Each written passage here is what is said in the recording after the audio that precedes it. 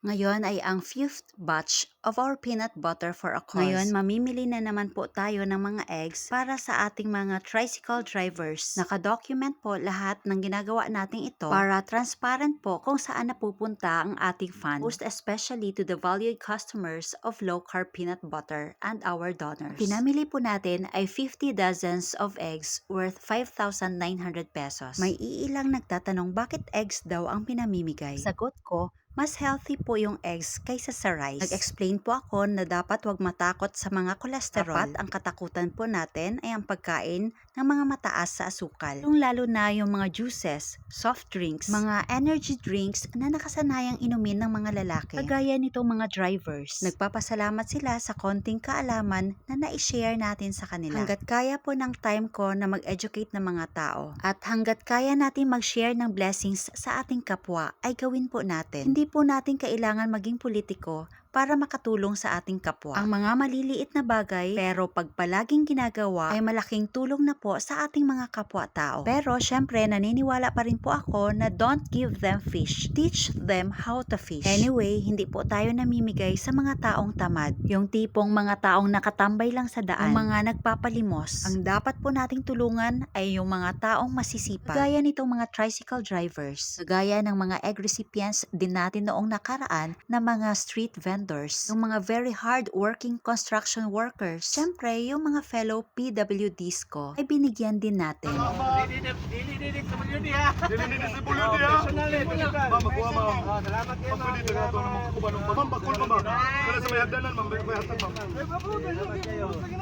Sir, gato ni bakul dito. Wala na. Diyos ko, nagkagulo na talaga sila.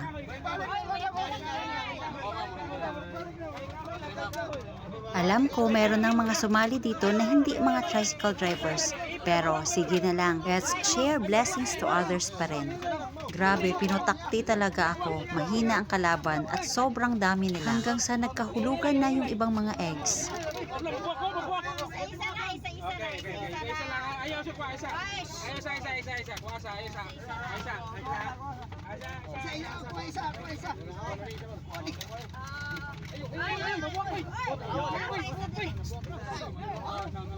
Oy, ayaw mong away, oy. Tama na yan, tama na yan. Tama na yan, tama na yan. Wala na. Grabe, ang gulo talaga. Pero ang importante ay nakatulong po tayo. Hanggang sa susunod nating misyon.